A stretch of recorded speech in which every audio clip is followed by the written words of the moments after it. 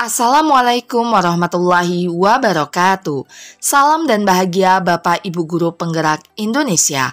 Perkenalkan, saya Ida Mawadda, calon guru penggerak Angkatan 9 dari Kabupaten Bangka Tengah. Menyebarkan pemahaman dan penerapan pengalaman budaya positif.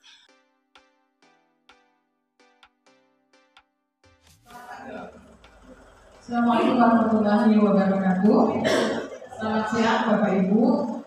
Yang terhormat Wakil Kepala SMP Negeri 1 Sungai Selat di dalam kurikulum Bapak Rosidi SKG. Yang terhormat Bapak Ibu guru semua dan Ibu guru calon guru penggerak kita SMP Negeri 1 Sungai Selat, Ibu Ida Mawadda SPD.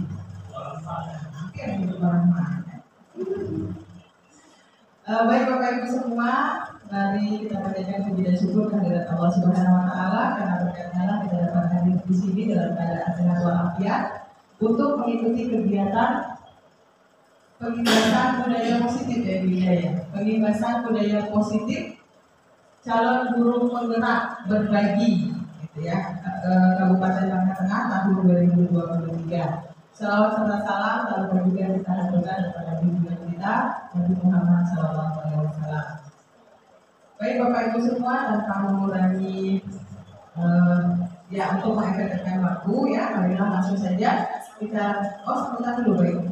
Sambutan kepala sambutan kepala SMP Negeri 1 Sungai Selat diwakili oleh Bapak Rosidi. Kepada beliau silakan.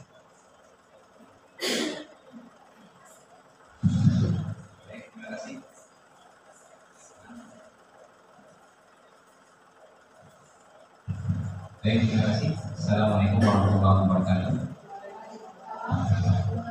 Selamat siang Bapak Ibu semuanya.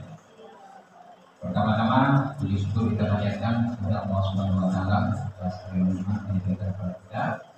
Pada siang hari ini kita sama-sama akan melaksanakan kegiatan calon guru penggerak kita, yaitu budaya ya, dengan temanya budaya positif. Jadi ketika ini sedang proses.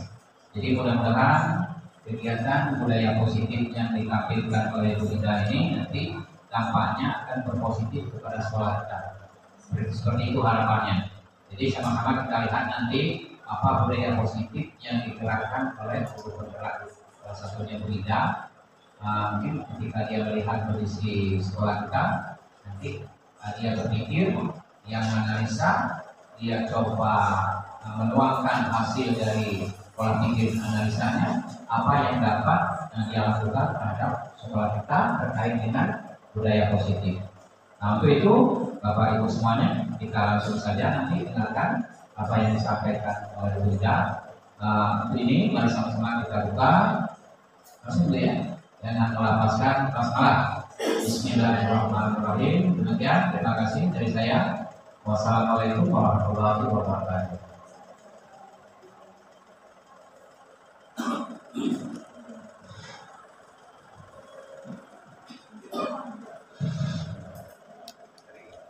Terima kasih kepada Bapak Rosidi. Selanjutnya adalah pemaparan dari calon guru penggerak SMP Negeri 1 Sungai Selat yang akan menyampaikan apa itu budaya positif dan bagaimana bentuknya nanti Ibu Ida ya, kita simak sama-sama. Untuk Ibu Ida silakan.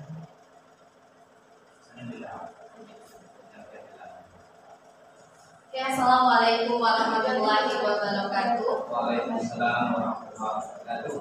Sebelumnya saya ucapkan terima kasih kepada Bapak Ibu Guru dan Wakil Kurikulum serta Kepala Sekolah karena telah memberikan kesempatan kepada saya untuk memaparkan atau berbagi terkait kegiatan kami pada modul 1.4 yaitu tentang budaya positif.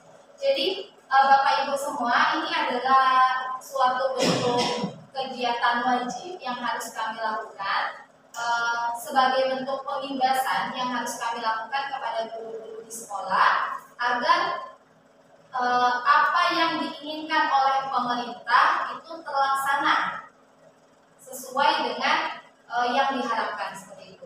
Jadi di sini pada modul 1.4 terkait materi tentang budaya positif. Jadi sebelum kita masuk ke materi, ada baiknya kita fokuskan terlebih dahulu ya Bapak Ibu ya. Oke, ice breaking dulu, tapi ice breakingnya bukan bernyanyi ya, tapi menyambung cerita. Jadi nanti ice breakingnya menyambung cerita. Nanti saya akan bercerita apa? Menyambung cerita. Nanti saya akan menyebutkan nama guru di sini. Kemudian guru tersebut wajib menyambung kata terakhir. Nah, nanti misalnya saya sebut Bu Serwi. Bu Serwi bercerita 1 kalimat atau 2 kalimat, kata terakhirnya diingat disambung dia nyebut Bu Ani. Ya, yang nyebut Bu Ani itu Serwi. Orang yang bercerita. Jadi kan awalnya saya, kemudian nanti disambung dan disambung. Jadi orang pertama. Ya. Masa panjang. Ya, palingan sekitar 50 saja bercerita ya. 50 saja. Ya, kita mulai sama-sama. Nah, ceritanya saya yang mulai. Oke ya. Cerita itu nyambung kan nanti? Iya, boleh disambung, boleh bukan yang harus. Kan masa depan bangsa di dalamnya. Iya. Lebih berat. Iya ceritanya. Oke ya, kita mulai ya. Saya adalah seorang guru yang bahagia dan penuh semangat. Setiap hari saya awali hari saya dengan senyum saat menyambut murid saya. Anak murid saya adalah masa depan bangsa. Tahu sih? Iya. Betul. Bangsa.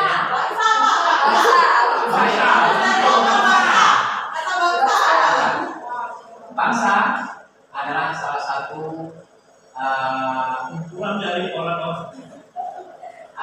satu merupakan kumpulan betul ya kata ini, kumpulan dari orang-orang, kemudian pulau-pulau, kemudian ada alam, ada sungai, ada laut, dan kekayaan alam yang ada di bangsa. Nah, bangsa ini tentunya harus kita kembangkan, kita masukkan kepada generasi seterusnya untuk mengisi apa-apa yang ada di dalam bangsa itu. Lanjut satu sini.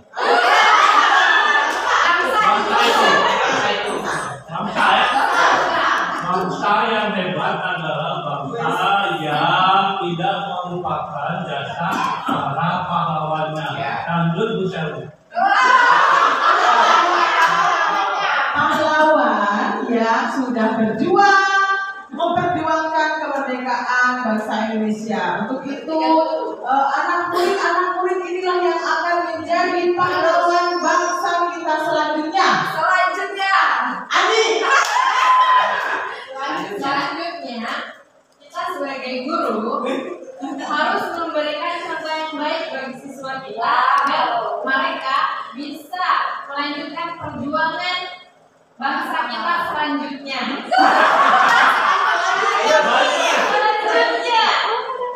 Lanjut Pak. Oke, baik ya.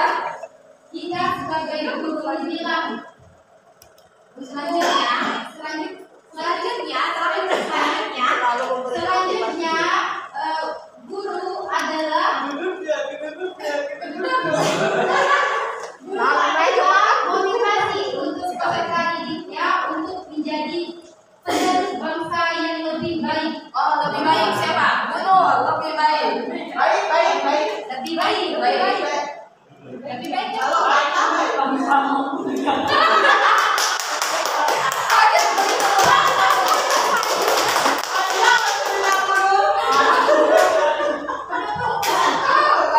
Ya, baik untuk bangsa dan negara. Berarti itu adalah cita-cita kita sebagai seorang guru. Iya, temanya bangsa. kok sakitnya Iya,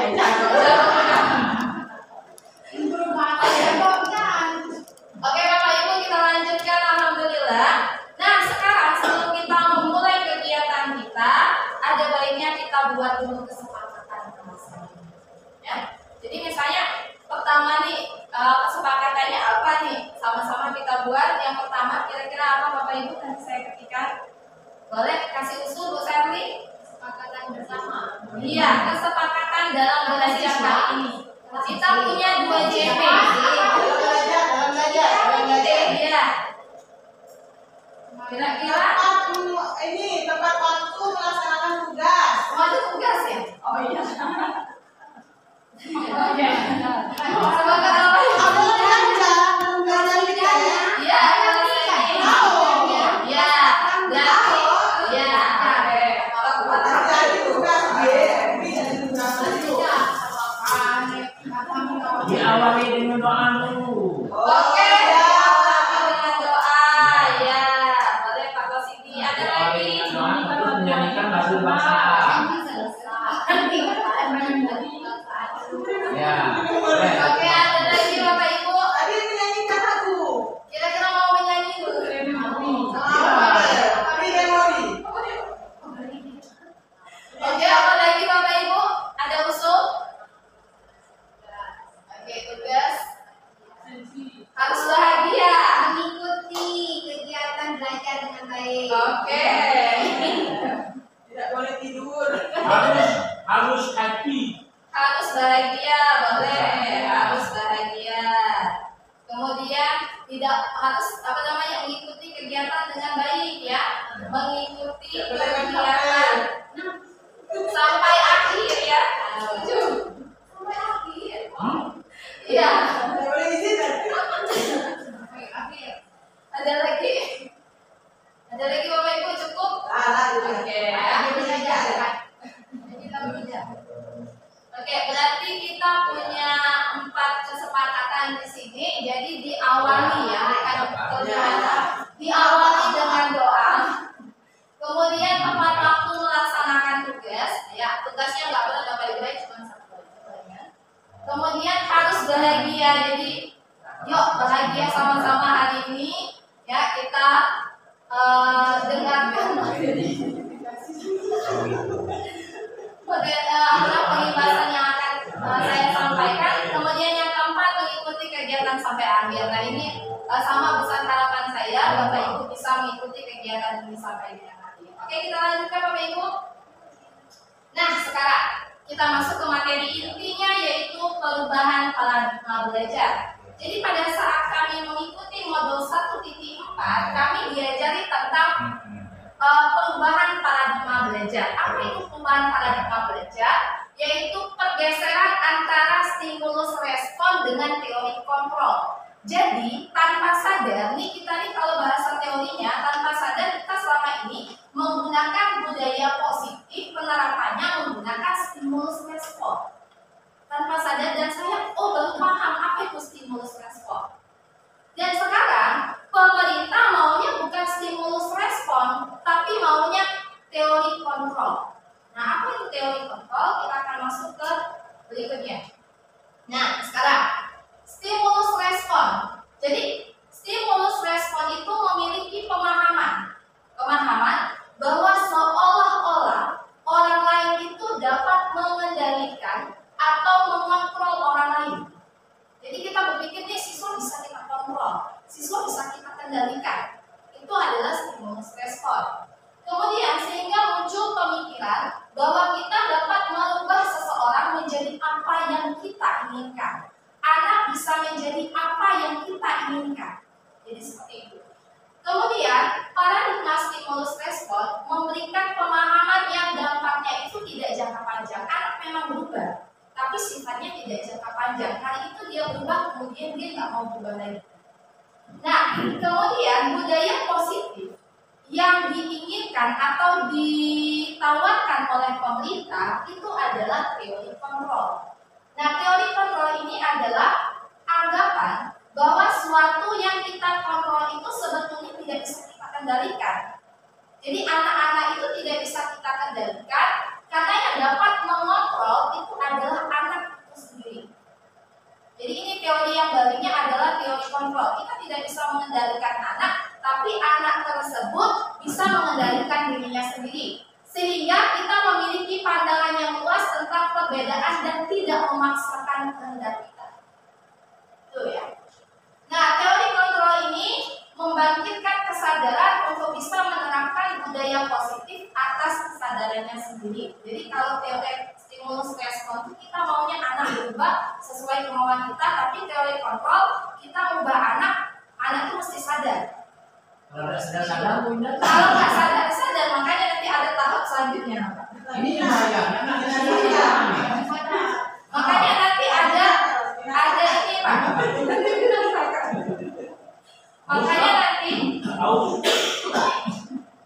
Makanya nanti ada strateginya seperti apa. Nah, sekarang perbedaan antara pemikiran lama dengan pemikiran yang ditawarkan sekarang ya. Jadi yang pertama, realitas kebutuhan kita sama. Jadi stimulus respon itu memahamkan bahwa kita punya kebutuhan yang sama. Siswa itu punya kebutuhan yang sama dan keharusan untuk menjadi ini. Seperti itu. Itu berarti pihak yang memandang kita selaku guru kan? Iya, satu guru. Jadi sama. Jadi ini anak duduk harus rapi. Nah, jadi semuanya sama, dan pun seperti itu. Nggak usah jauh-jauh, setelah di sini baru memahami. Kemudian teori kontrolnya itu bahwa kebutuhan setiap anak itu berbeda. Jadi seperti itu. Kemudian berikutnya semua orang melihat hal yang sama, sedangkan teori kontrol itu melihat sesuatu dari itu berbeda-beda. Ini punya kemampuan beda-beda, cara mereka beda-beda. Kemudian berikutnya ketiga, kita mencoba mengubah orang agar berpandangan sama dengan kita, memaksa orang sama pandangannya dengan kita. Tapi teori kontrol dia berusaha memahami bagaimana cara orang itu memandang sesuai dengan pengalamannya. Teori kontrol. Nah, teori kontrol. Iya. Kemudian selanjutnya adalah perilaku buruk dilihat sebagai suatu kesalahan. Itu adalah stimulus respon. Ya. Jadi kalau stimulus respon itu melihat perilaku yang buruk itu sebagai suatu kesalahan. Sedangkan untuk teori kontrol, perilaku itu memiliki tujuan, bukan kesalahan. Ada tujuannya. Ya, seperti itu. Kemudian respon orang lain bisa mengontrol saya. Tapi kalau teori kontrol hanya saya yang bisa mengontrol diri saya sendiri. Jadi kita harus punya pemikiran anak tuh mengontrol dirinya, bukan kita yang mengontrol anak. Kemudian pemaksaan ada pada saat ditunjukkan gagal. Ini anak nih gagal, disuruh gagal. Masuk gagal itu artinya nggak berubah-ubah, ngeselin hati. Sehingga kita menggunakan cara hukuman dan paksaan. Nah, tapi di teori kontrol, kolaborasi dan konsensus, artinya harus ada kolaborasi setiap orang satu lingkungan, sehingga anak ini berubah sesuai keadaan lingkungan, bukan paksaan. Karena lingkungan yang memberikan pengaruh seperti ini, maka dia berubah. Kemudian yang terakhir, kalau stimulus respon, model berpikir menang kalah, berubah tidak. Tapi kalau yang kontrol, model berpikirnya menang-menang, mau berubah apa tidak, yang penting pasti ada perubahan. Seperti itu. Nah, selanjutnya, perubahan paradigma belajar, stimulus respon ke teori kontrol untuk membangun budaya yang positif tentunya diperlukan nih, ya. Mungkin di sini alhamdulillah adalah takut, diperlukan lingkungan yang aman, nyaman, siswa-siswa mampu berpikir, bertindak, dan mencipta dengan mandiri dan bertanggung jawab. Jadi yang diperlukan adalah lingkungan.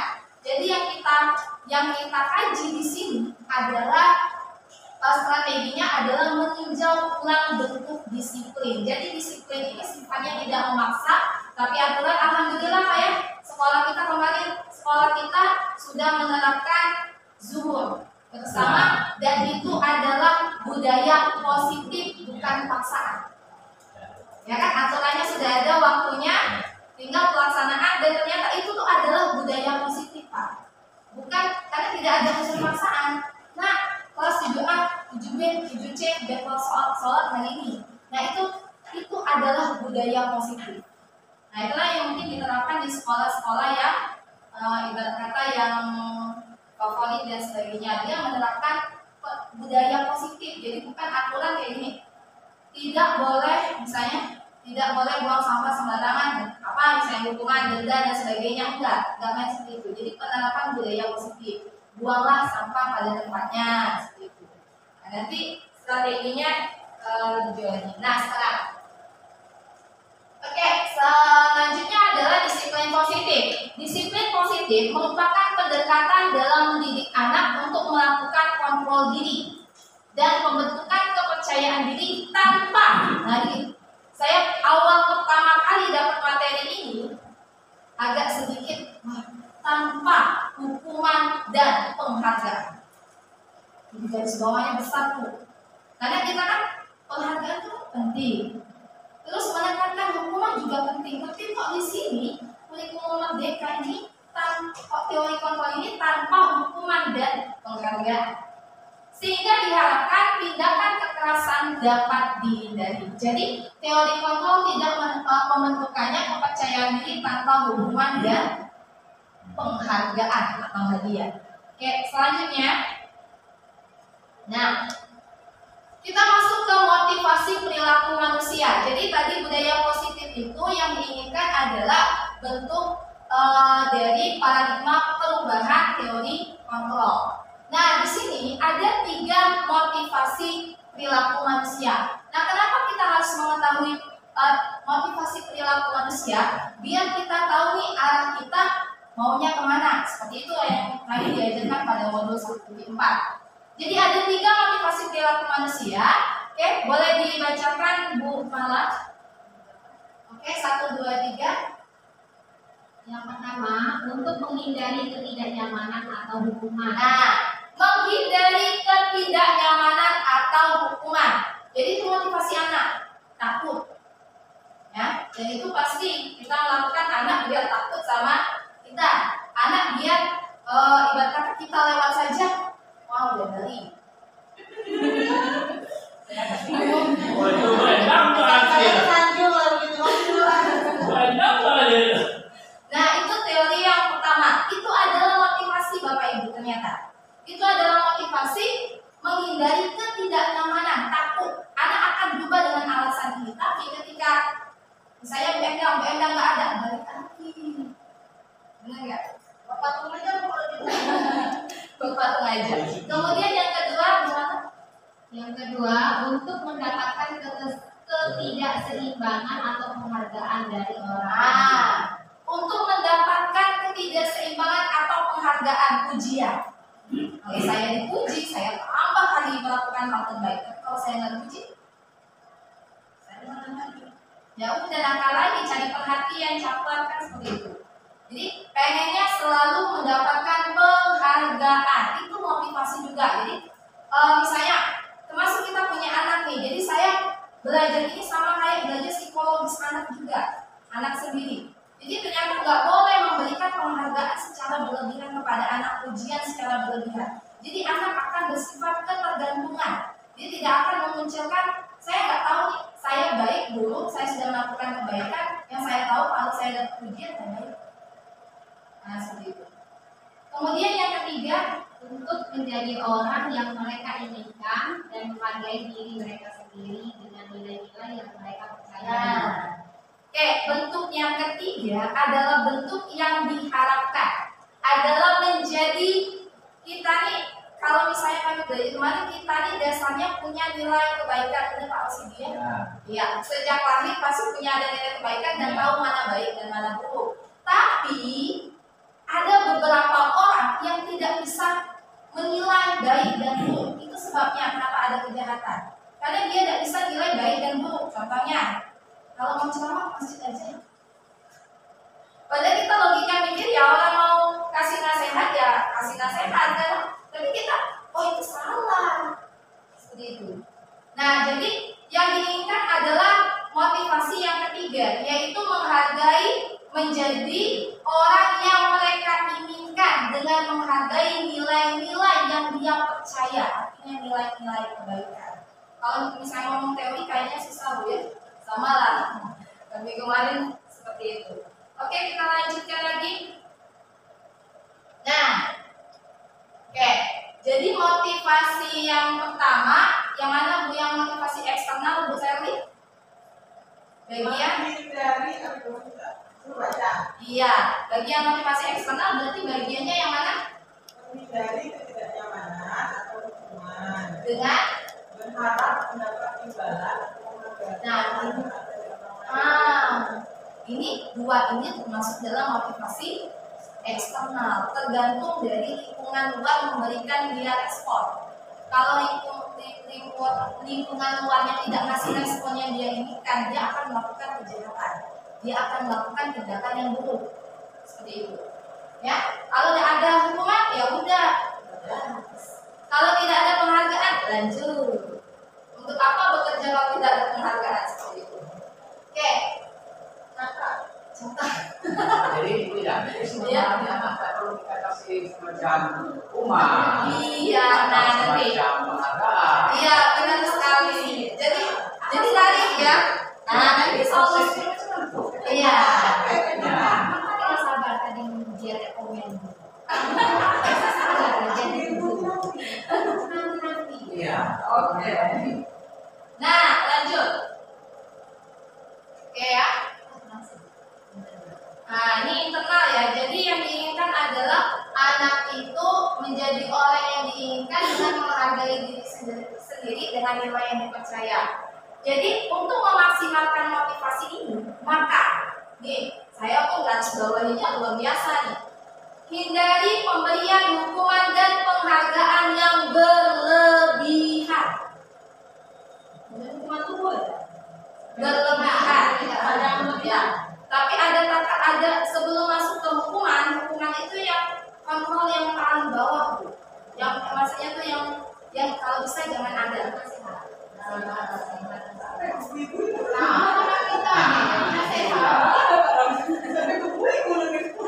Jadi penasaran ya.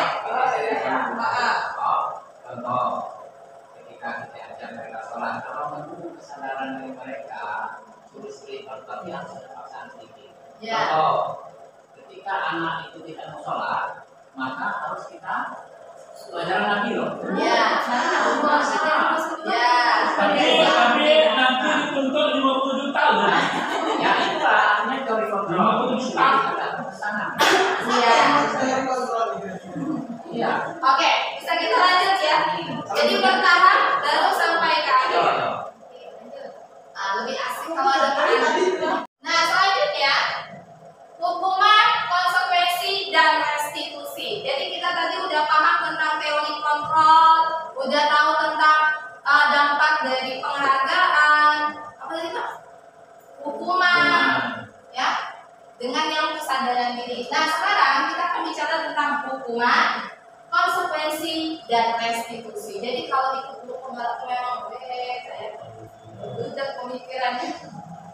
Oke, hukuman bersifat tidak terencana atau tiba-tiba. Ini sifat hukuman. Jadi kita bedain antara hukuman dan konsekuensi.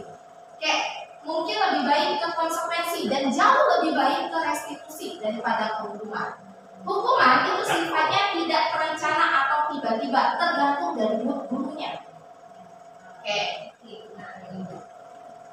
anak atau murid tidak tahu apa yang akan terjadi dan tidak dilibatkan. Jadi anak itu tidak dilibatkan. Saya mau kasih hukuman apa ya? Kan hukumannya terserah guru. Bersihkan kamar mandi. Nah, sudah. Satu gobi. Nah, oke. Nah, jadi ada suruh milih. Ada suruh milih. Aku suruh milih karena aku nggak ada apa. Nah, memilih. Kemudian hukuman bersifat satu arah, hanya satu orang yang menentukannya.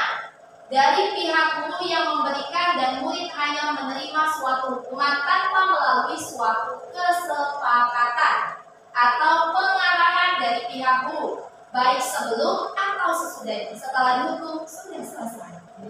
Saya tidak pernah hukum tidak. Kalau saya begini tidak. Kalau misalnya Kalau yang hukum dia cuma memuncak. ya, saya puncak dia sampai. Kali begini tidak. Siswa itu tidak bawa buku, tidak bawa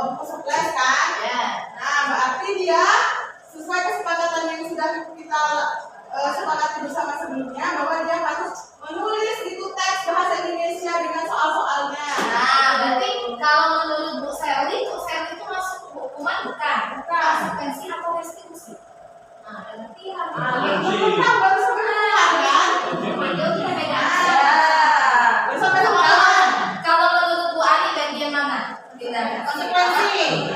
Iya. Bisa jadi konsekuensi, kita lihat ya. Oke.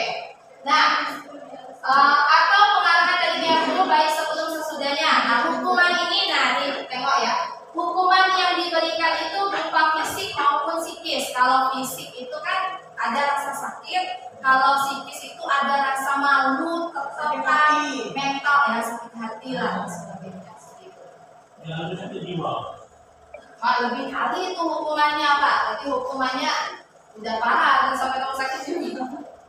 Nah sekarang disiplin dalam bentuk konsekuensi ini dibuat biasanya oleh aturan sekolah.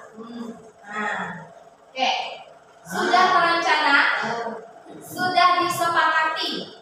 Nah, biasanya sekolah ya Pak ya. Sudah direncanakan di awal, anak-anak kalau misalnya kata Bu Senti tadi tidak membawa buku catat soalnya, dan anak-anak ketika dia tahu saya tidak langsung catat sebelum Bu Senti itu artinya konsekuensi dan anak sudah masuk ke level menyadari apa yang harus dia lakukan. Kemudian biasanya untuk konsekuensi ini dibuat oleh sekolah kayak misalnya peraturan poin-poin, nah seperti itu biasanya dibuat. Oh tidak, itu terlalu jujur ya. Ada, tapi tidak ada. Ada. Oke. Nah sikap guru di sini posisinya hanya memonitor apa yang dilakukan atau kesalahan, jadi fokusnya tetap ke kesalahan murid. Memonitor aja, monitor kesalahan. Nah selanjutnya masuk ke disiplin. Iya. Kayak kemarin membedakan anak 9 tahun main hujan, saya suruhlah membuat surat perjanjian 5 lembar. Tanda tangan orang tua, botol dengan orang tua cekrek itu. Itu, tapi kan tidak disepakati sebelumnya. Iya, jatuhnya apa ya, hukuman? Iya. Tapi tidak pakai fisik dan psikis gitu. Psikis rasa malu dengan dipoto bersama orang tua. Sama rasa. Kalau saya tapi tidak dengan begitu ada efek jerah gak perlu jalan gitu tidak? Iya. Positif. Oke, itu 3 tadi adalah salah satu bentuk strategi dalam menciptakan budaya positif. Tapi kan dari 3 tadi ada hal yang ditawarkan oleh pemerintah. Yang pertama tadi teori kontrol, mengubah dari stimulus respon. Agak susah memang, sama dengan saya awalnya stimulus respon ke teori kontrol. Agak berat tuh, ya. Kemudian yang ini hukuman konsekuensi ke program yang ditawarkan adalah restitusi. Nah, biasanya memang yang paling ini alhamdulillah dalam guru BK biasanya memang restitusi ini lebih bagusnya terus dilakukan oleh guru BK. Ya kan memang bimbingan konseling seperti itu. Mungkin yang guru BK mungkin lebih awal dapat ilmu ini ya. Oke. Apa Bu Eda? Kalau saya hukumannya misalkan nih ya, kan sering terjadi hukuman nih. Oke, hukuman itu ya. Saya kasih hukumannya itu istighfar. Betul. Kalau misalkan berat saya sudah 1000 kali. Kalau berat saya sudah 10 kali. Seperti itu.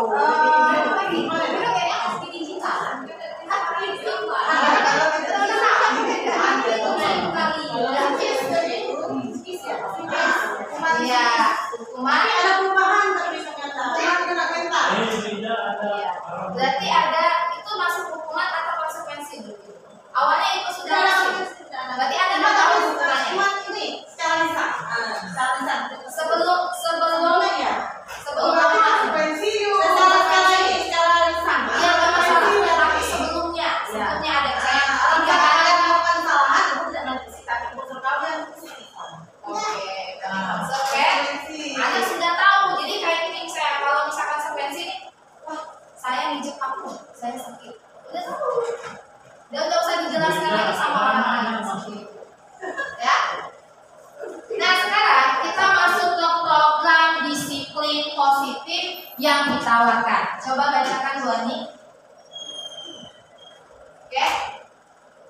Restitusi adalah proses menciptakan kondisi bagi murid untuk memperbaiki kesalahan mereka, sehingga mereka bisa kembali pada kelompok mereka dengan karakter yang lebih kuat. Kembali ke kelompok, bukan dikeluarkan dari kelompok.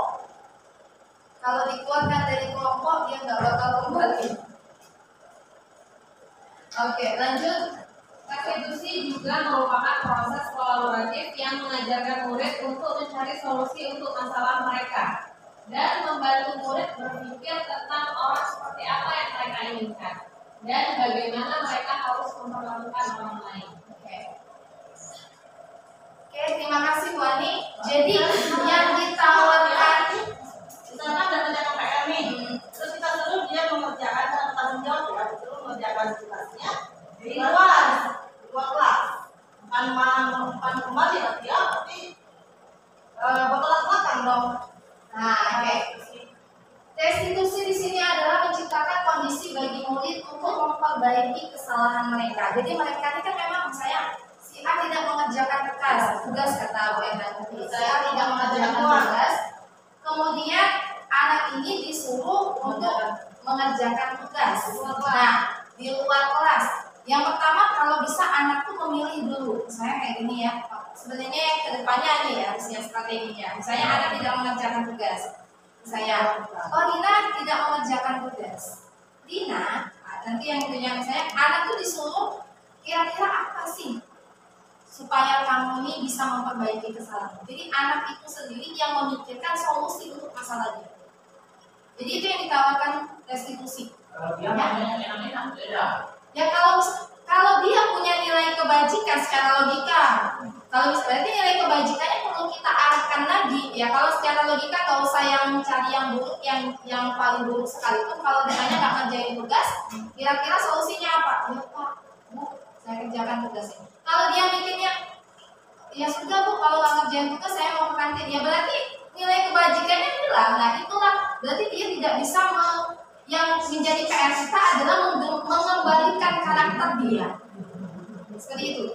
Jadi anak ini krisis apa namanya? Krisis nilai kebajikan. Dia tidak bisa menilai nilai kebajikan.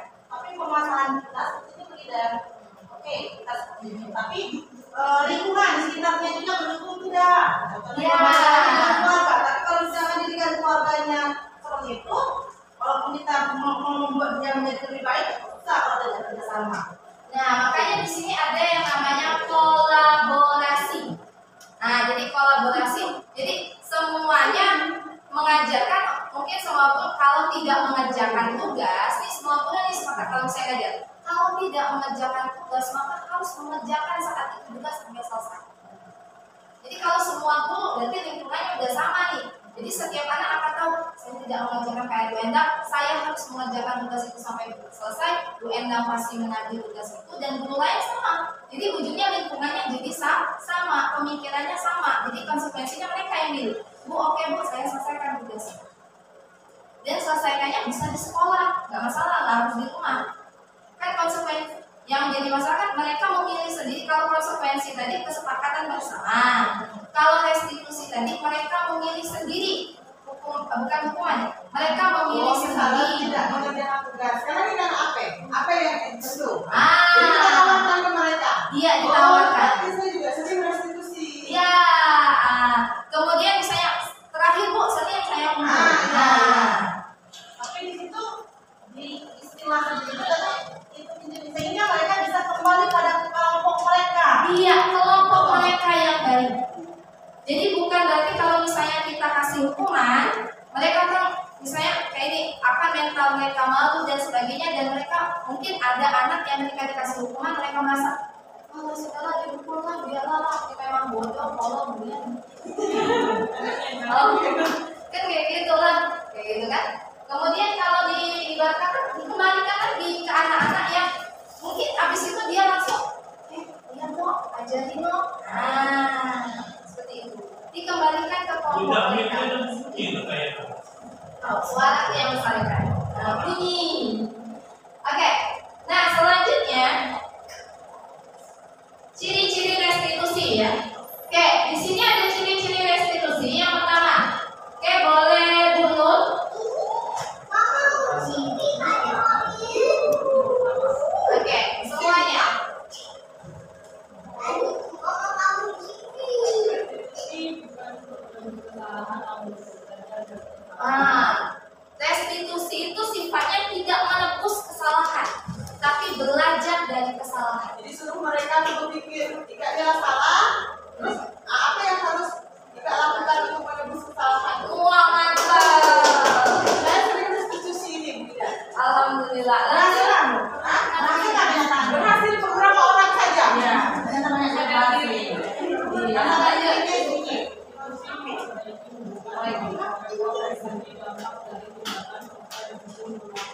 Nah, restitusi itu memperbaiki hubungan. Mohon maaf Bapak Ibu ya, kita tidak tahu ketika kita memberikan hukuman yang parah ada beberapa siswa yang mengundang dengan kita. Ada beberapa siswa yang bukan malah kembali ke arah jalan yang benar, dia kembali ke arah jalan yang benar dalam waktu singkat, kemudian dia mendendam.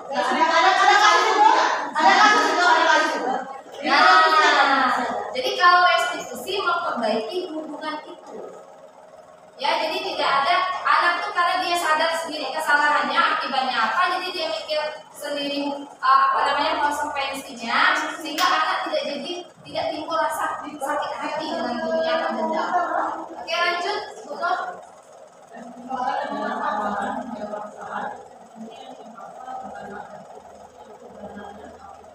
Nah, jadi restitusi itu tawaran, bukan paksaan. Jadi anak itu ditawarkan apa nanti yang bisa bentuk perbaikannya. Jadi bukan paksaan dari ini, karena aturannya kalau misalnya memakai sepatu di luar kita disita oleh sekolah. Nah, itu kan berarti paksa. Seperti itu. Tapi kalau restitusi anak sendiri dia mengetahui tentang kesalahan dan cara memperbaikinya. Selanjutnya Bruno. Ini Tapi kayak kalau aturan sekolah lebih cocok ke konsekuensi ya. Iya. Nggak bisa restitusi kan. Acok loh gitu ya. Kalau kita proses seperti itu, coba tadi tidak pakai sepatu. Nah, tahu kan? Kita benar-benar kalau nanti pakai tadi itu restitusi. Ya, seperti itu. Iya. Nasabah lagi. Mengambil lagi. Iya. Harus proses pembatasan. Ya. Oke, nanti lanjut lagi Bu Nur.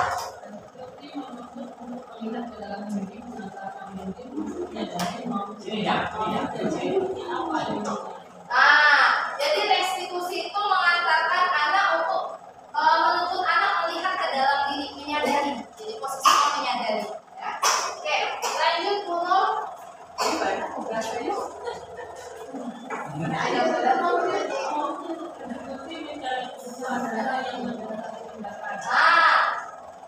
Restitusi mencari kebutuhan dasar yang mendasari tindakan. Jadi alasan harus tahu dulu alasan kenapa anak tersebut. Tidak bisa langsung dikasih konsekuensi atau hukuman tanpa adanya alasan. Jadi restitusi itu mendasari pertama di alasan kenapa dia menggunakan itu. Selanjutnya Bu Nur.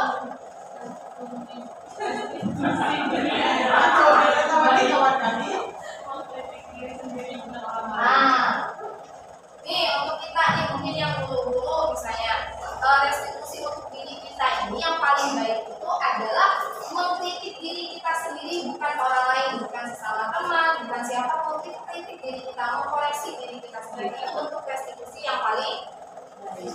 Selanjutnya, Restitusi fokus pada karakter bukan tindakan. nah, restitusi itu fokus pada karakter, bukan pada tindakan. Ya, artinya bukan pada ibarat kata apa yang bisa dilakukan anak, tapi ibarat kata karakternya yang dikeluarkan. Selanjutnya betul. Restitusi menguatkan. Nah, menguatkan karakternya. Lanjut. Restitusi fokus pada solusi. Ya, restitusi tadi fokus pada solusi. Kemudian yang terakhir, Restitusi mengembalikan murid yang berbuat salah pada kelompoknya. nah restitusi ini mengembalikan murid yang berbuat salah. Jadi kalau kepada kelompoknya, berarti kelompoknya yang berbuat baik. Jadi restitusi ini mengembalikan anak atau murid ke kelompoknya, bukan memisahkan mereka dari kelompoknya sehingga ini anak nakal, ini anak baik.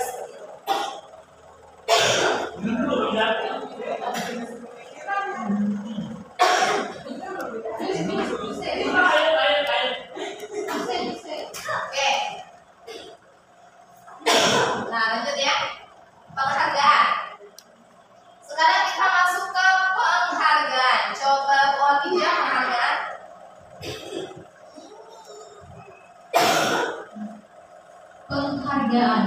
saat kita berulang kali menjanjikan kepada anak-anak agar berperilaku bertanggung jawab atau kepada seorang murid agar mempelajari sesuatu yang baru atau kepada seorang karyawan agar melakukan pekerjaan yang berkualitas, kita sedang berasumsi mereka tidak dapat melakukannya atau mereka tidak akan memilih untuk melakukannya. Nah, seperti ini ya. Jadi penghargaan ini boleh boleh ibarat kata diberikan, tapi bukan suatu perjanjian. Kalau penghargaan yang selama ini kan mungkin anak-anak nanti kalau misalnya ini dapat anak-anak nanti kalau ini mungkin kita sama anak nanti dapat hadiah uang. Nah, jadi itu adalah salah satu bentuk penghargaan yang dijanjikan. Tapi penghargaan ini bukan tidak boleh. Jadi anak itu melakukan hal baik dalam jangka waktu yang panjang, kemudian kita, oh dia sudah melakukan hal baik, kita berikan.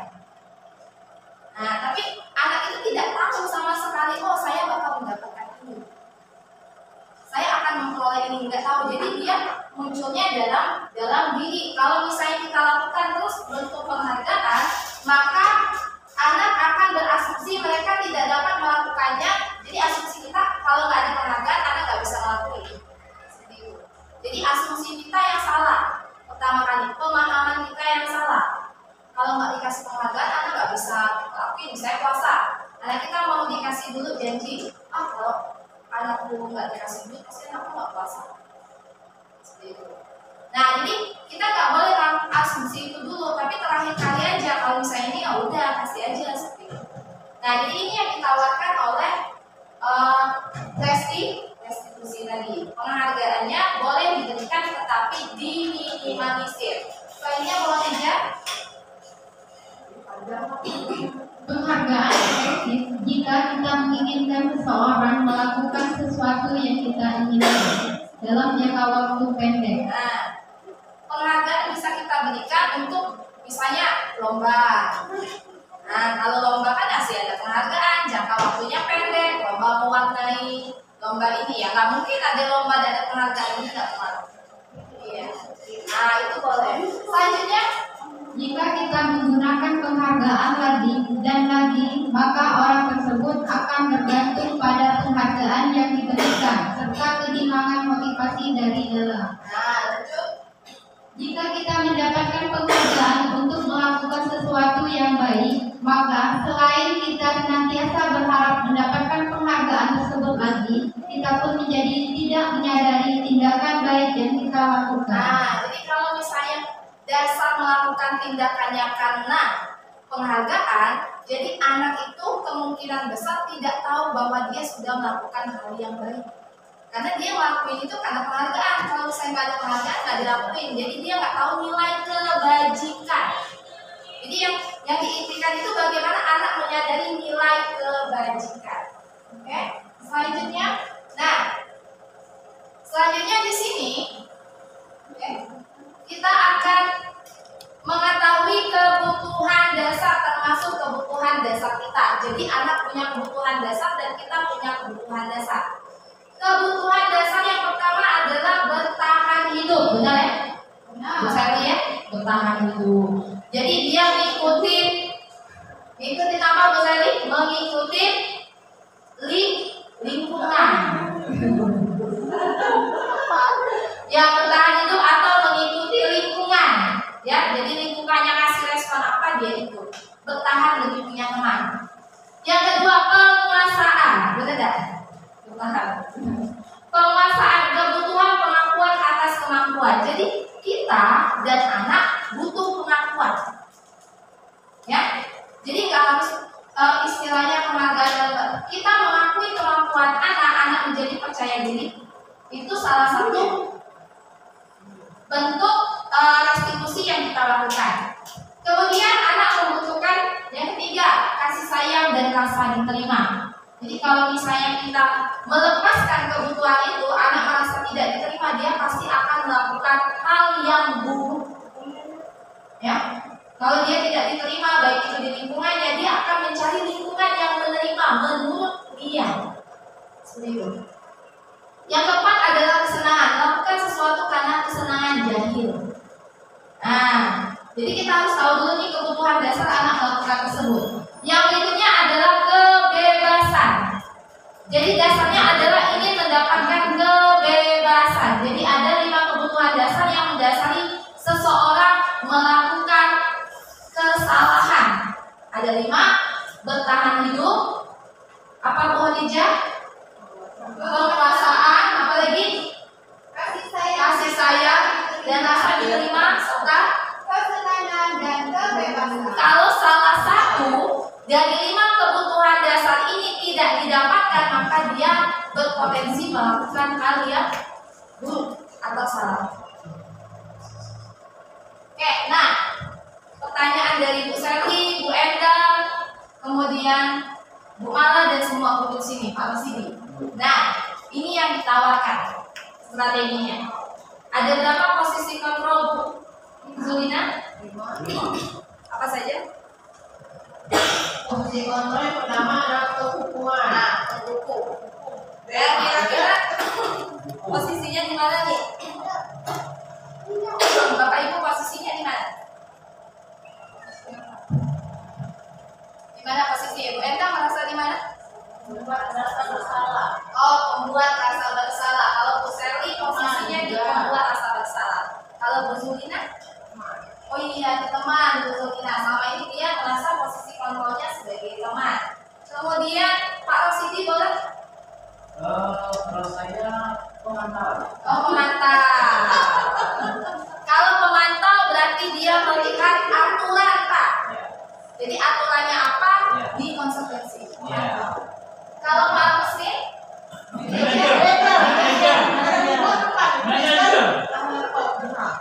Posisi manajer. Oke, bagus kalau udah sampai ke posisi manajer. Iya.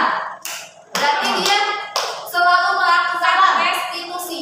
Sabarnya luar biasa. Iya. Karena tidak, saya kalau misalnya anak melakukan kesalahan, saya suruh menulis kalimat 105. Salah Itu berarti kamu bukan manajer, bukan. Hah?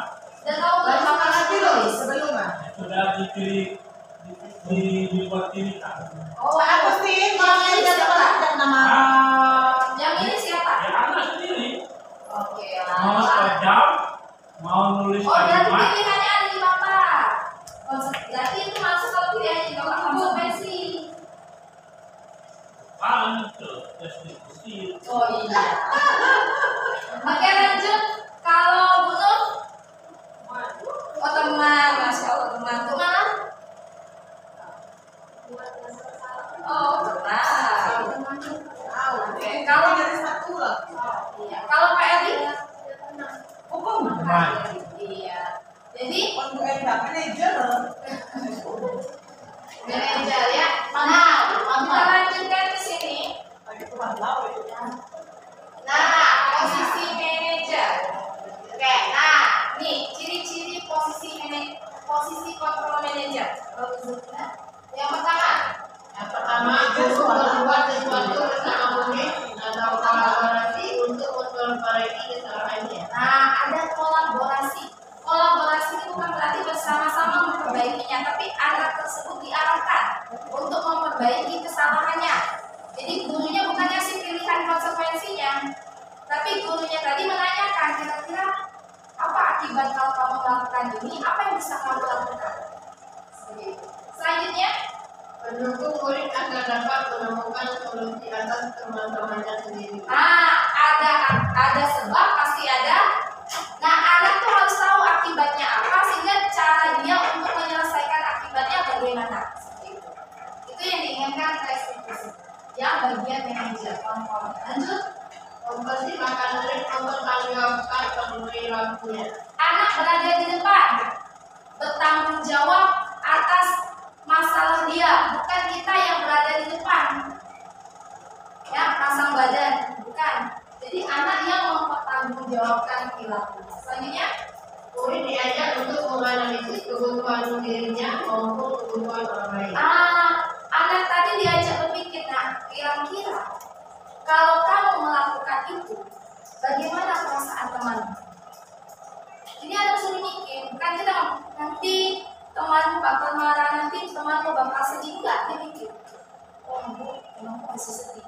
Nah, mau nggak kamu posisinya diganti? Nah, seperti itu. Tapi perasaan lo, kalau dipikir-pikir, untuk terima atau kita harusnya jangan pada lingkungan studi pendidikan, harusnya semua lapisan. Semua lapisan, iya, semua lapisan ada restitusi. Pendidikan, dari keluarga. Iya, pendidikan keluarga, iya, makanya ada kolaborasi.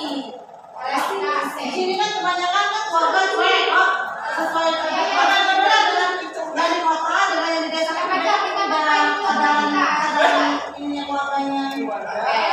Ya, nanti itu menjadi PR kita bersama. Jadi kita fokusnya itu ke lingkungan kita, ke daerah kita. Jadi kalau misalnya yang lingkungan luas itu udah luas, jadi kita bagaimana caranya menciptakan budaya positif restitusi di lingkungan sekolah. Nah, Berarti kan budaya di lingkungan kita ya. insya Allah cocok. Nah, ini kalau nggak cocok, ya. Nah, Hukuman dong itu. hukuman. Ya kalau di sekolah cuma positif, tapi di TV di negatif banyaknya. Iya.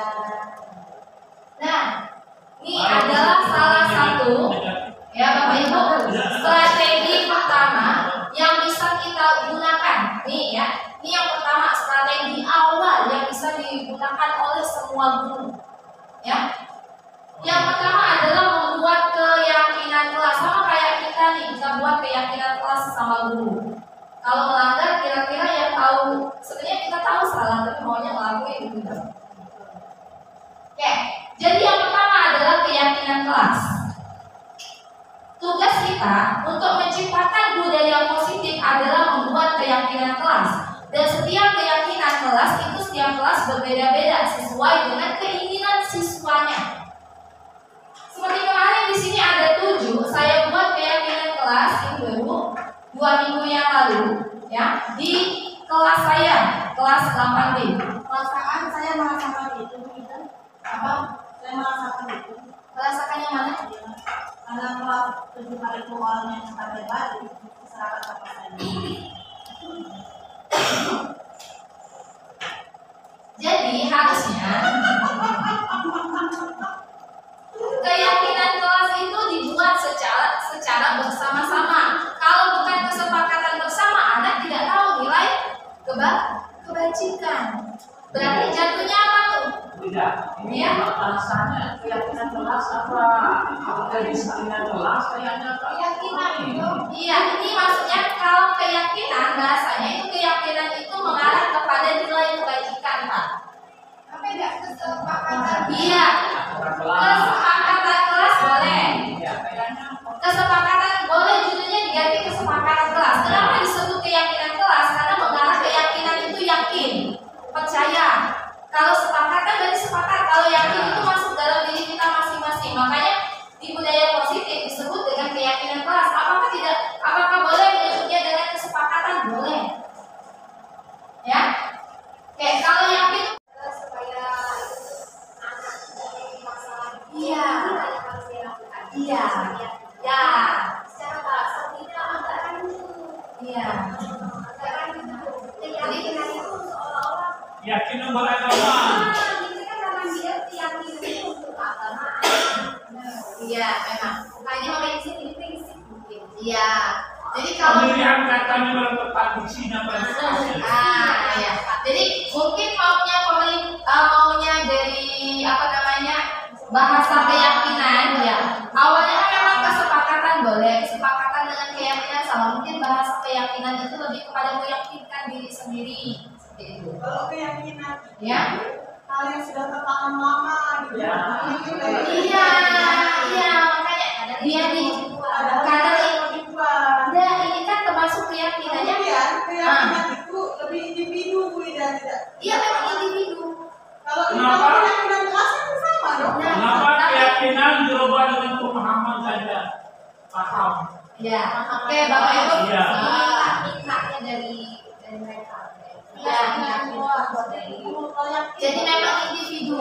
Jadi keyakinan kelas itu per individu yang pertama. Jadi dia ngarahnya ke nilai-nilai kebajikan. Jadi kita lihat di sini keyakinan kelas itu daripada peraturan yang lebih rinci dan konkret. Jadi sifatnya bukan sifatnya masih abstrak, ya.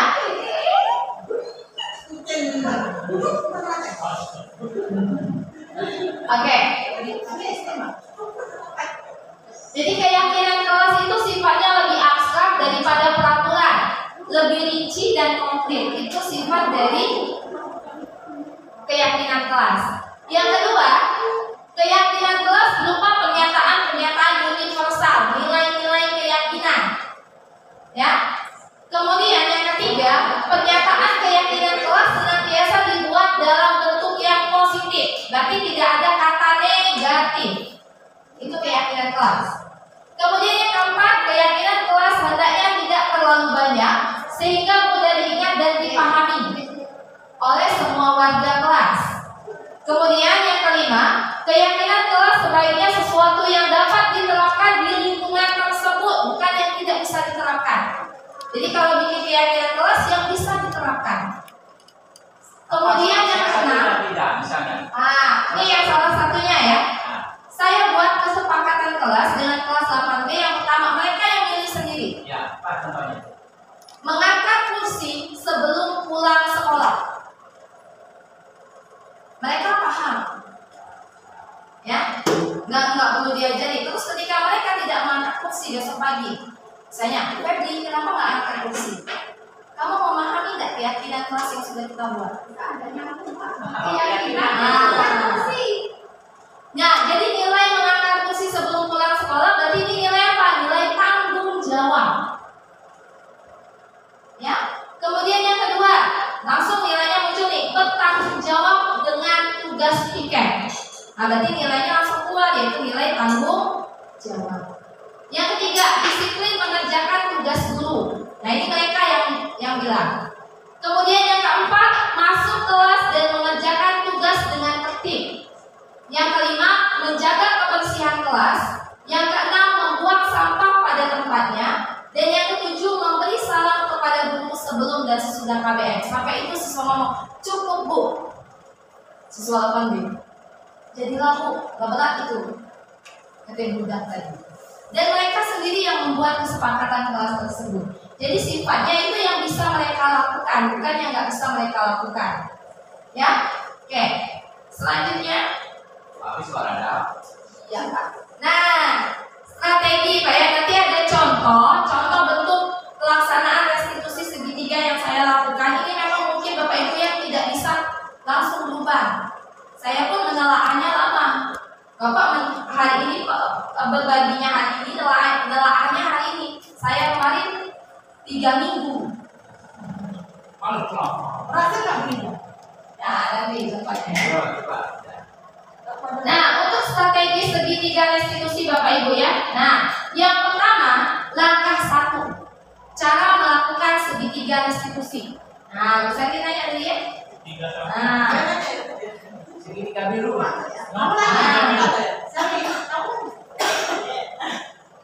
Langkah 1, stabilkan identitas anak. Bagaimana cara stabilkan identitas? Oke, dengan mengucapkan atau mengatakan kalimat-kalimat. Berbuat salah itu tidak apa-apa.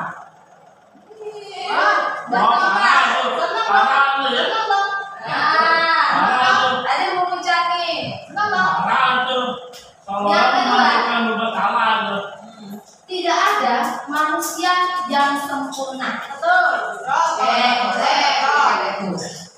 Saya juga pernah melakukan kesalahan seperti itu. Nah, ini saya juga pernah melakukan kesalahan seperti itu. Kemudian kita bisa menyelesaikan masalah ini. Oke. Bapak, Ibu tidak tertarik mencari siapa yang salah, tapi Bapak Ibu ingin mencari solusi dari permasalahan ini. Hanya mencari kesalahanmu Tapi beda. Oke. Bentar, nomor 1 berbuat salah itu tidak apa-apa. Nah, ini stabil. Nah, tujuan dari menstabilkan identitas itu, Pak ya, adalah menurunkan emosi anak biar ada stabil dulu. Nah, kalau oke. saya berbuat salah. Menggunakan bahasa lebih halus tidak? Iya. Contohnya, berbuat salah itu adalah memang apa itu istilahnya setiap manusia itu tempat Boleh. Nah, itu stabilitas juga Pak. Ya. Itu. Jadi pilihan katanya bisa kita ambil. Soal gini beda. Kalau anak itu menangkap berbuat salah tidak apa-apa, dia berbuat salah. Gitu. Ya mungkin untuk masalah-masalah yang kecil ya, ini kan pilihan bahasa saja Ya. Pak, ya. Kemudian yang berikutnya, kamu berhak merasa begitu. Misalnya dia contohnya berkelahi karena ingin mempertahankan diri. Mungkin untuk menstabilkan identitasnya, kamu berhak merasa begitu. Nah, seperti itu. Ada situasinya. Ya. Kemudian, Tapi buat guru berlaku nggak beda? boleh. Berlaku nggak? Iya, segitiga restitusi. Kalau guru banyak dirugikan tidak? Iya, segitiga restitusi bisa dipakai dulu. Berbuat salah tidak apa-apa. Tapi kenyataannya guru banyak dirugikan loh. Iya benar. Contohnya, potong rambut. Nah, ya boleh. Iya. Boleh. Iya, Padahal ada. kita kembali ke poin yang satu kan, tapi kenyataannya dalam kehidupan kita guru banyak dirugikan. Kenapa dua say? Tidak ada manusia yang sempurna. Ya, tapi kan banyak yang dirugikan sekarang itu. Oke ya. Nah, jadi ini adalah pilihan kata untuk menstabilkan identitas. Oke, lanjut. Enggak.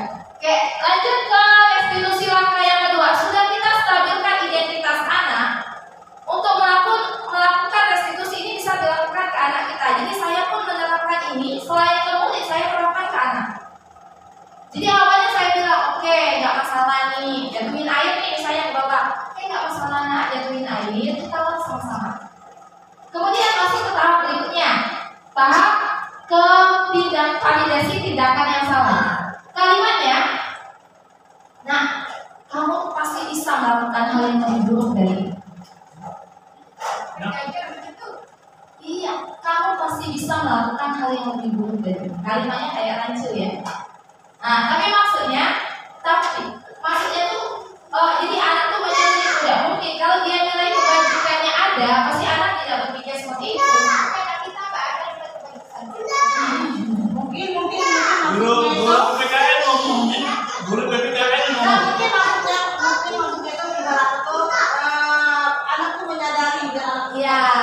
Tapi dia menjatuhkan misalkan air di dalam gelas, tapi kamu bisa melakukan hal yang lebih parah lagi, misalkan kamu membuang sengaja.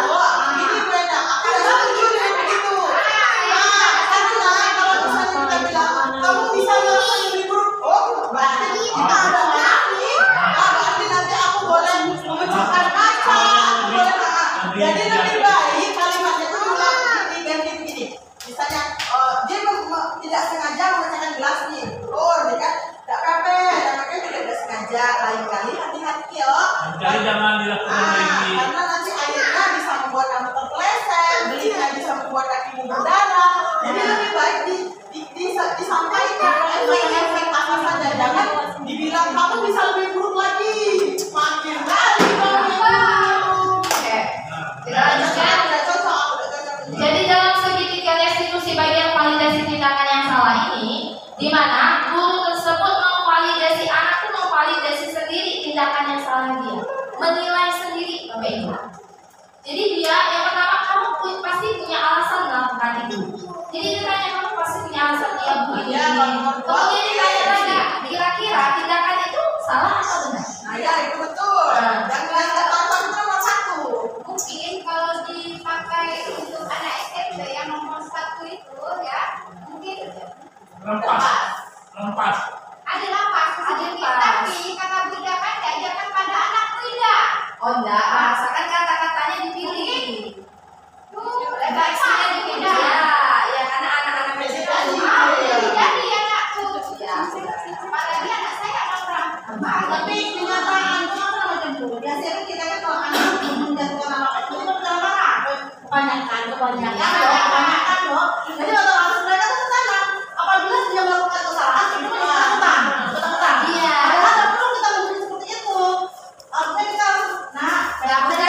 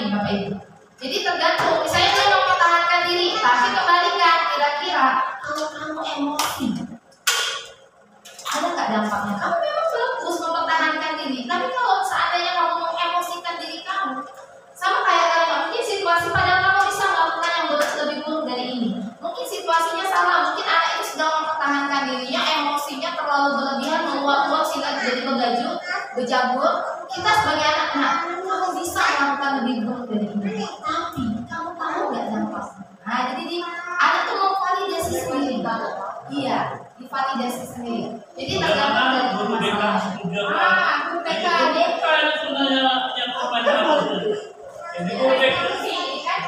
Iya, jadi panggilannya memang guru TK yang menginstruksi. Mana kita ini dari makan permen ini kira-kira.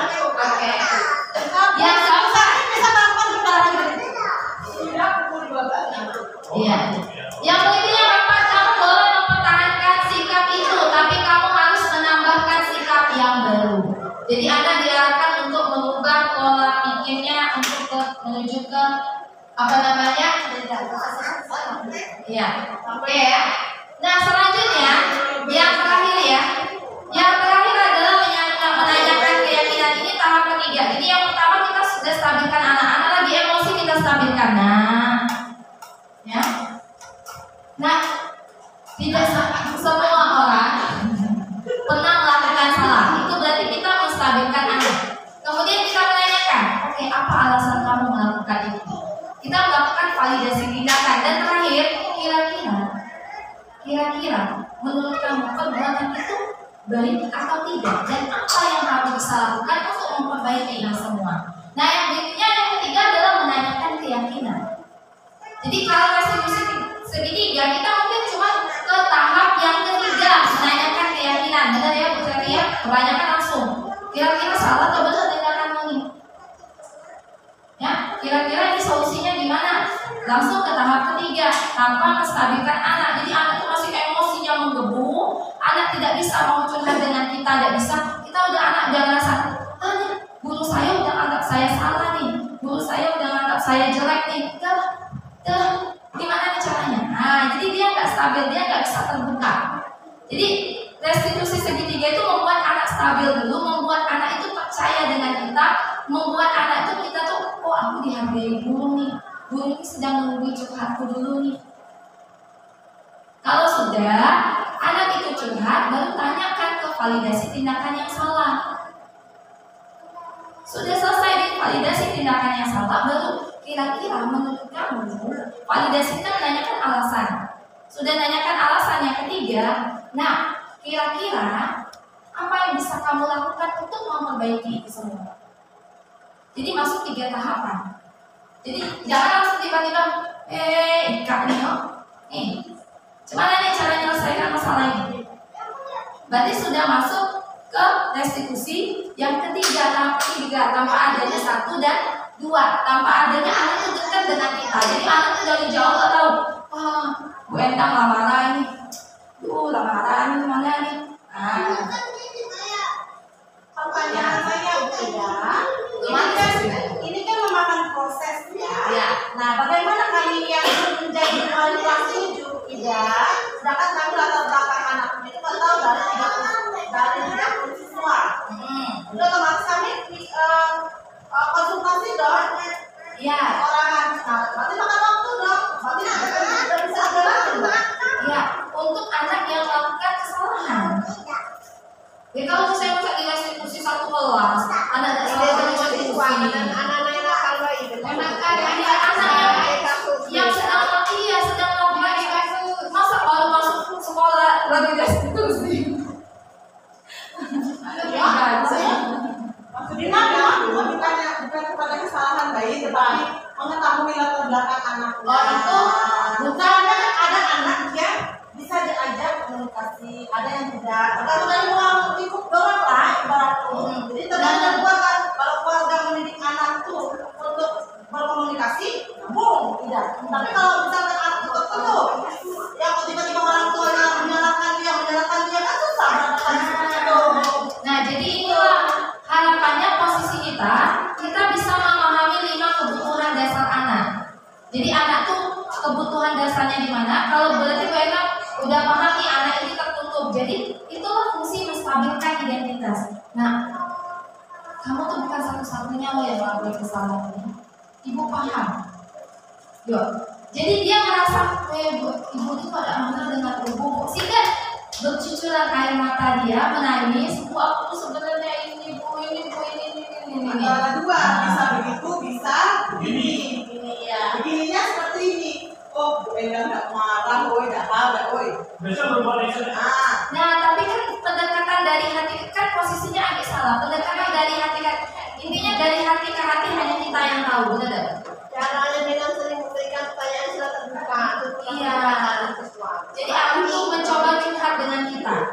Jadi posisi menstabilkan identitas itu posisi bukan membenarkan kesalahan anak, tapi menstabilkan identitas itu adalah membuat anak itu menerima kita. Untuk kelas 7 belum bisa itu karena memakan waktu. Dan bukan untuk yang lakukan saja, Bu. Kalau misalnya ada kasus, kalau nggak ada kasus sudah apa? Kalau ada kasus. Contohnya misalnya kayak gini, Bu Enda. Iya, misalnya kan nggak setiap hari satu kelas, Bu. Ada kasus yang muncul tiba-tiba beda. Oke. Tapi yang membuat kasus pasti orang-orang itu saja. Tidak Pak, semuanya. Nah, kayak di sini kemarin saya melakukan kegiatan restitusi, ya, segitiga terkait dengan budaya positif ya. Kayak Bapak Ibu ya kita tonton sebentar. Jangan diketawain ya. Kayak kita tonton sebentar. Sama apa?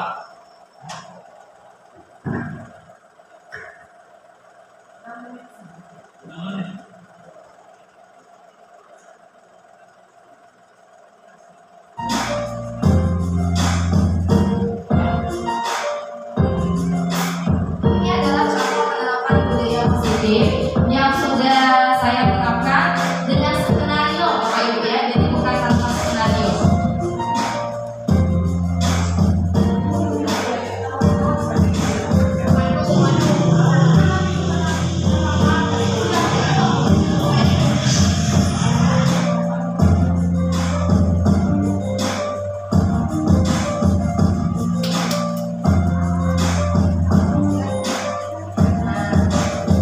Jadi coba kita lihat apa kesalahan siswanya dan bentuk restitusi ya. Nanti kalau ada bahasa yang mengelitik sedikit ya, mohon diwajarkan. Kenapa kamu menutup mulut Pak? Lalu Ibu ambilkan obat. Kamu yakin? Kamu bisa membuka mulutmu dan bisa buka mulutnya? Kamu tidak sedang melakukan kesalahan kan, Pak? Tidak. Tolong buka mulutnya. Ini untuk perhatian Ibu.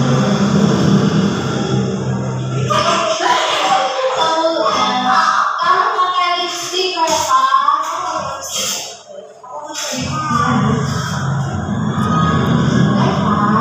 Kamu bukan salah satu orang yang pernah melakukan kesalahan. Sebelumnya banyak siswa yang pernah melakukan kesalahan. Kamu pernah kesalahan. Ibu yakin kamu memiliki alasan untuk melakukan kesalahan. Oke? Terlihat jadi dengan aturan yang kreatif. Cepat melakukan sesuatu sebenarnya artinya bukan hal yang baik. Apakah itu? Oke, tidak masalah. Sekarang, apakah kamu tahu terkait peraturan sekolah?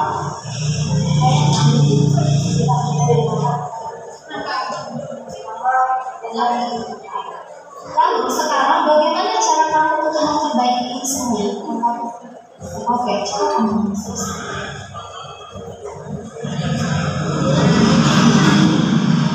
Ini saya memakai lipstick Bu. Seperti itu restitusi.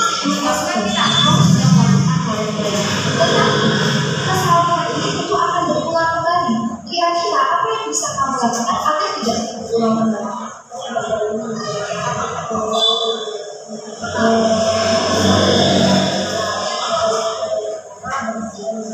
Oke, Pak. Ibu yakin kamu tidak akan pernah melakukan kesalahan yang lagi.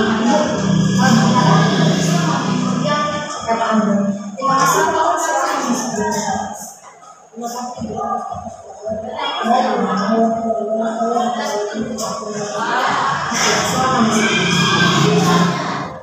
ada seperti yang kita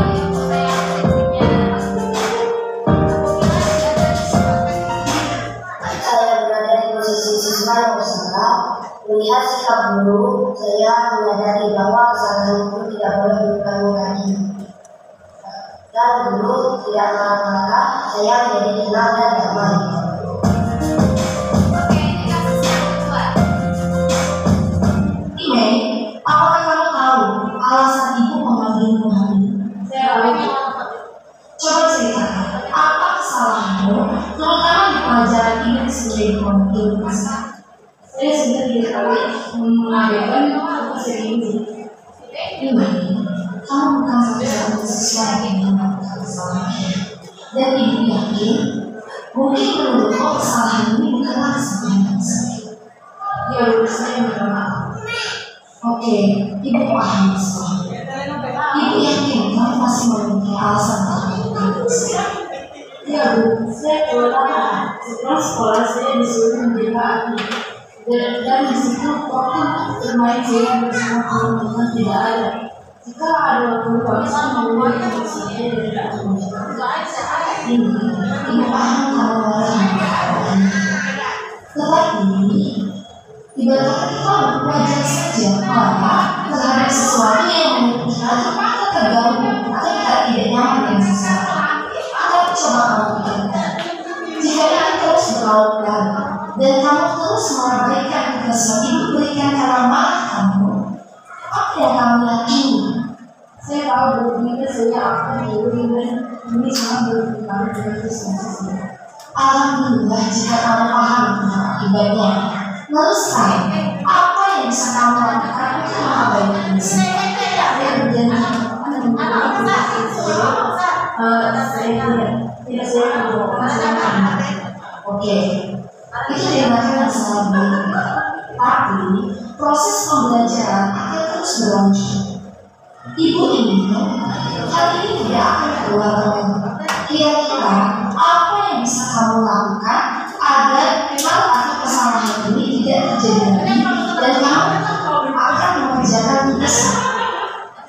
Saya tidak akan mengeluarkan yang masalah dan saya akan mengerjakan yang Oke, ibu yakin kamu bisa melakukan janji ini. Oke, ibu tunggu tugasmu. Saya akan mengumumkan. Oke, terima kasih. Silakan masuk ke kelas. Silakan ikuti pelajaran. Baik, terima kasih.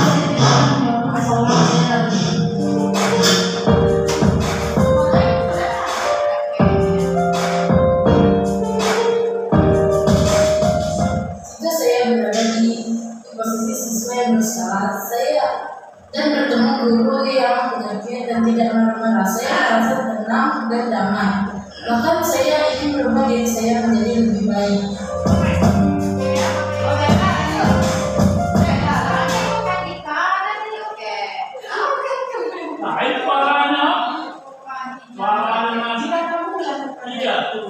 Nah, oke Bapak Ibu ya.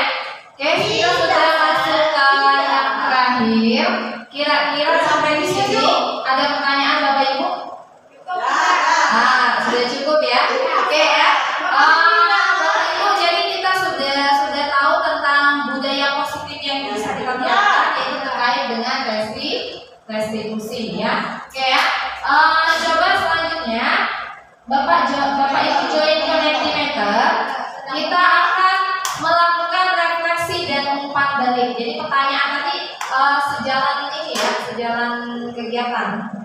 Oke, silakan kodenya Bapak Ibu, silakan tuliskan refleksi dan umpan balik terkait dengan penerapan budaya positif. Jadi tadi penerapan budaya positif itu terkait dengan terkait dengan mengubah paradigma berpikir dari teori kontrol dari teori respons stimulus menjadi teori kontrol ya. Kemudian bentuk strategi yang bisa dilakukan adalah restitusi dengan pendekatan manajer ya. Oke, silakan Bapak Ibu. Silakan tuliskan refleksinya di join Mentimeter. Join Mentimeter. Refleksi dan umpan balik terkait penerapan budaya positif. Artinya refleksi dari kegiatan hari ini apa yang didapatkan, ya. Dan kira-kira umpan baliknya gimana nih? Apakah penerapannya bisa dilakukan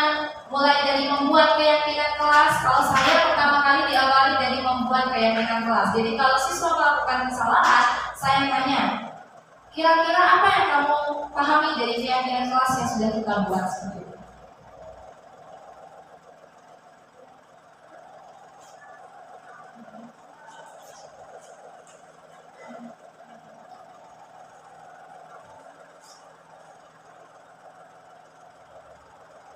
Kode 6 6763 7056 6763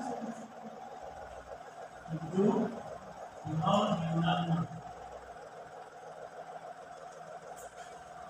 Oke, nih ada refleksi dari teman kita keyakinan kelas sehingga siswa dapat menyadari kesalahannya sendiri. Berarti langsung membuat keyakinan kelas ya, langsung membuat keyakinan kelas.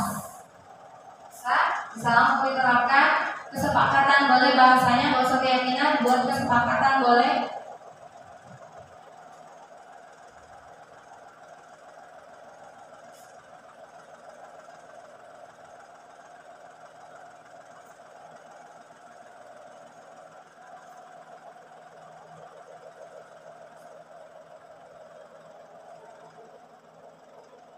Mas, ini buka ya dia.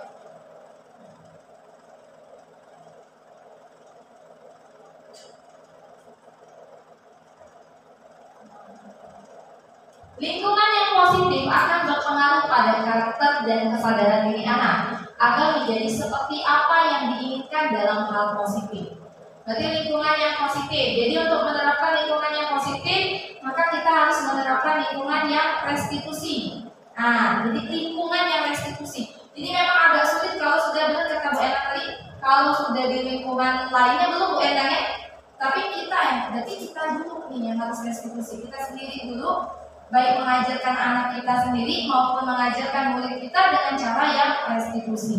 Seperti itu. Tapi hukum ya tetap ada, hukum yang berlaku tetap ada. Tapi kita membudayakan diri untuk restitusi, biar menciptakan anak-anak yang penuh. Ya kan, selalu salju.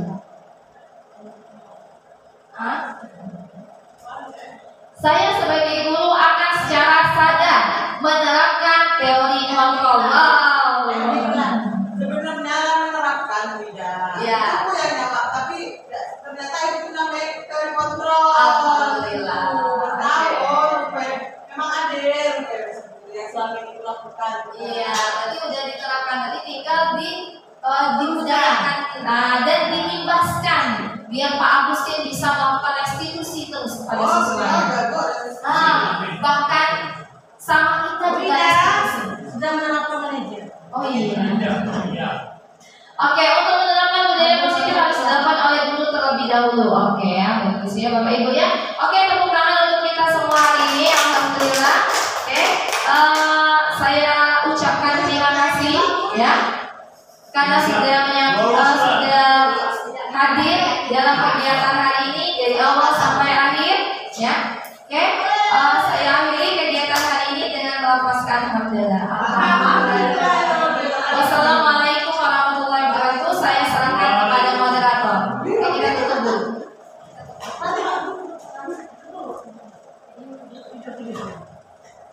Baik Bapak Ibu semua, sudah disampaikan oleh Bu Ida terkait budaya positif ya.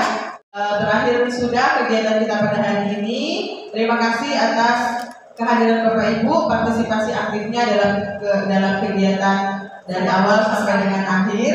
Semoga nanti bisa memberikan efek positif juga ya untuk kita, dan media juga bisa dimudahkan dan dilancarkan dalam proses CGP-nya ya. Semoga lulus bisa menjadi guru penggerak dan nanti bisa menjadi kepala sekolah yang berkompeten ya. Dan tentunya nanti teman-teman juga yang belum daftar CGP, teman-teman yang belum daftar CGP silakan ya untuk daftar CGP nanti ya, agar nanti ada generasi baru muda untuk menjadi kepala sekolah yang fresh gitu ya, begitu. Yang tentunya membawa apa ya, budaya positif yang baik terhadap sekolahnya masing-masing. Ya, gurunya jangan dihukum. Udah ada selama ini, tidak ada guru yang dihukum, tidak ada. Ya, direstitusi. Baik, itu saja dari saya. Apabila ada kesalahan dan kehilafan dalam segala perbuatan dan perkataan, saya mohon maaf. Wassalamualaikum warahmatullahi wabarakatuh.